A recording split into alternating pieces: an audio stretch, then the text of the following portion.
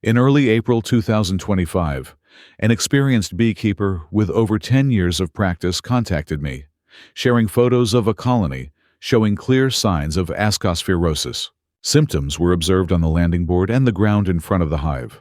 Numerous mummified larvae scattered outside, and a patchy brood pattern with mummies in some cells. I recommended a treatment protocol using 2 Bulgarian herbal products, ASCOMAT herb and IMMUNOSTART herb. The beekeeper applied 4 treatments, alternating the 2 products every 2 to 4 days. On April 26th, I visited the apiary to inspect the results.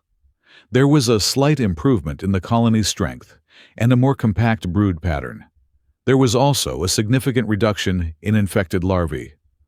Only a few mummies remained inside the cells, and just a few were seen on the ground. The weather during the previous 20 days was extremely favorable for Ascosphaerosis, fluctuating temperatures between 5 and 20 degrees Celsius and almost constant rainfall. A critical mistake was discovered.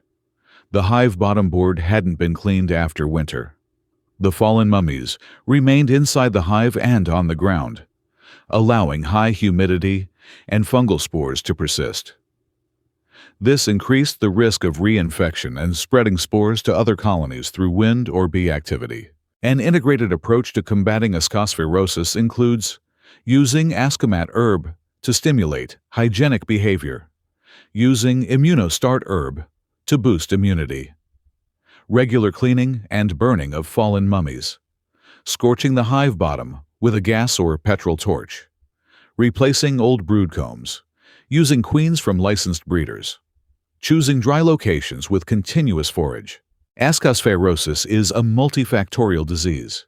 By reducing stress, supporting bee immunity, and following good beekeeping practices, it is possible to help colonies recover and stay healthy.